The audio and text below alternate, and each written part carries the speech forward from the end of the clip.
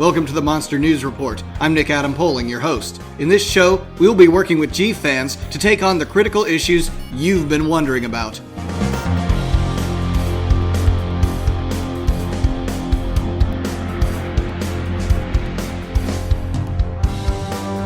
In today's show, we'll be answering the question, what is it like to visit Japan? Some of us have not had the chance to visit the land of the rising sun. What can I expect? Do I need to learn the language? To answer these questions, and maybe raise some more, is Ken Napper. Did I ever tell you about the time that a bull elephant seized me in his trunk and threw me 200 yards? I kid you. Oh, Nick, so you want to travel to the land of the rising sun? Well, my expedition returned from there earlier this year. And I have a few tips as well as a few pitfalls to avoid that I'll be happy to impart to you.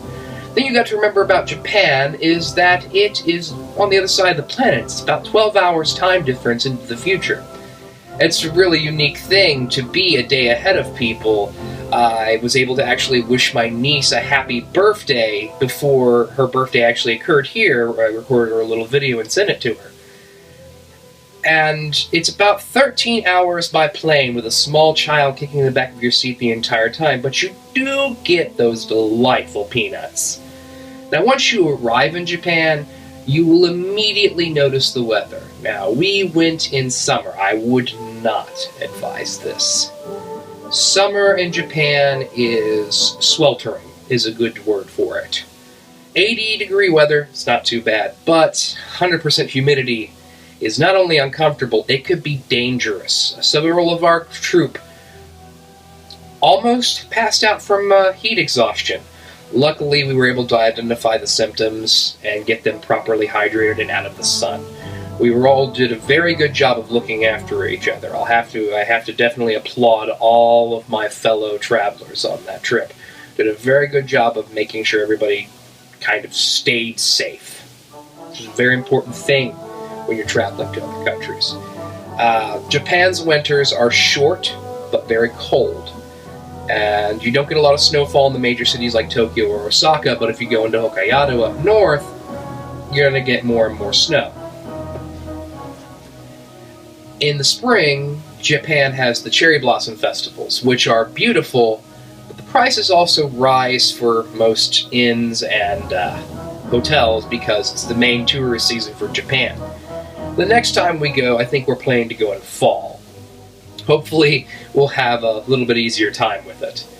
Now, there's two primary reasons for people of our fandom to go to Japan. And the first one is to see where our beloved Kaiju have been stomping about. It's such a wonderful and interesting thing to see Tokyo Tower, which was in the background of so many films, and Osaka Castle, where Baragon and Gamera fought, and Anguirus and Godzilla in Godzilla Raids Again smashed to pieces. That was such a cool thing to see. We even found the clock tower from the 54 film. It was a bit of a hike, but we were able to hunt it down. But the coolest part was, in an older style train station, I believe it was Kawasaki City, I just happened to look out a window, and I kid you not, the skyline could have been an Ultraman set. So close was Tsuburaya's work on the miniatures that it was an uncanny thing to look out this window and not imagine Ultraman. The buildings are almost perfectly spot on for at least 2 or 3 of the episodes. The other reason to go is, of course, to get Godzilla merchandise. And it's almost like a safari. You can go to an department store like, I believe it was a Camera department store that we went to, where you could pick up a Bandai right off the shelf. That's a unique experience in itself. But going to Akihabara or Nakano Broadway, or even some of the shops around the Temple District, you'll just see Godzilla stuff in windows, Godzilla stuff hanging in bags, and it's just so cool to just be wandering around and go, oh, look, a King Ghidorah, and we go in the shop and there's like 3 or 4 X pluses, and yeah, we're sitting there going, oh, need to get that. So it's like a safari. You find rare and wonderful things check almost every shop because you'll never know what you'll find. Sometimes they might not be displayed. They might be hidden in the back. It's almost like a scavenger hunt. Now, on the subject of purchasing things, depending on what flight you're taking is what baggage you're allowed, and you got to watch your weight because they will charge you an arm and a leg to get a separate bag. My tactic usually is to put a bag inside of my bag, and so I deploy a second bag when I arrive and fill it up as needed. We also mailed some stuff home from Japan. The post office was not that hard to navigate once we found the one person who spoke English, which they had to go fetch from the back because I believe that was the accountant. So at least there's always one person who speaks English. That's what we found. At least one person out of almost everywhere we go speaks some English. For everything else, well, we had a wonderful translator. I believe his name was Google. Google was a very decent translator. He didn't always get it right, but he could mostly get the point across. Now, traveling around Japan is a lot like traveling around Europe. It's a very advanced train system. You're going to go by subway and tram and even bullet train. The best part, those trains will take you anywhere. They can take you anywhere to everywhere, including getting lost. 1 minute you're on your way to Toho Studios, and 20 minutes later you're sitting in a rice paddy looking at a guy sitting on a cow and wondering how the heck did I get here? Luckily, again, you can usually find 1 to 2 English speakers in almost every train station. And every good explorer should carry a map, because the language of pointing at a spot on a map is universal. Now, a word to the wise about those who want to carry money. If you're using a credit card or bank card, you're mostly safe in most of the larger stores. They'll take it, no problem. You just make sure to inform the company that you're going to be in a foreign country. There's nothing more embarrassing than trying to buy that Rick Boy X Plus that you've been looking for years and having your card declined because they think your identity has been nicked. For those carrying cash or traveler's checks, you're probably going to have to find a bank or a money changer. They're going to charge you a nominal fee, but it'll get you everything converted and you'll be in good shape. If you need to get cash with a bank or credit card, there's a 7-Eleven, usually a stone throw away from anywhere on the street. Convenience stores and vending machines are the order of the day in Japan. Now,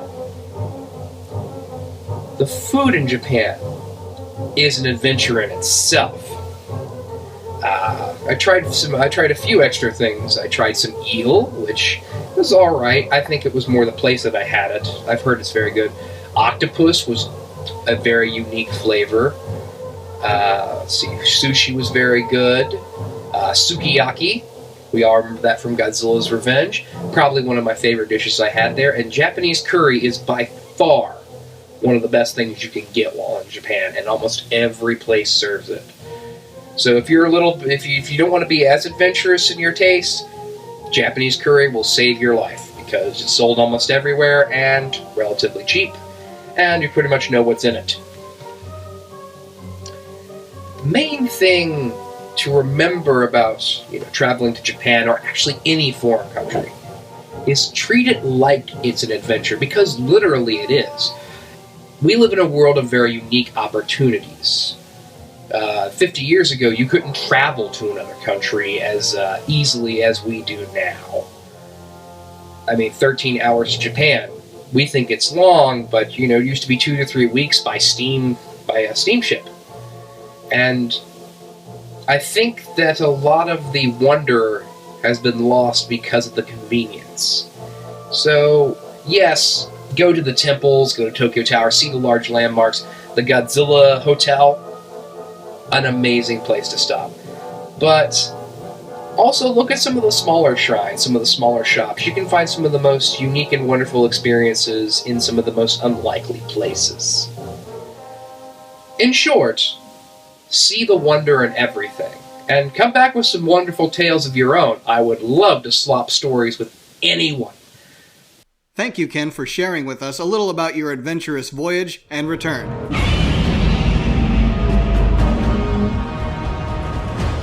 Godzilla 2, or Godzilla King of the Monsters, yes, that is the confirmed title, will have Kyle Chandler joining its cast. You'll know Kyle from the 2005 King Kong film directed by Peter Jackson.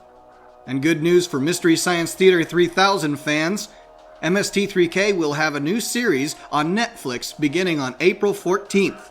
The series will have several new characters, such as TV's Son of Frank, played by Patton Oswalt, and the daughter of Dr. Forrester, played by Felicia Day. Thank you for joining us for another episode of the Monster News Report, and I'll leave the last word for Ken. But hey, on a beautiful night like this, you gotta talk about love.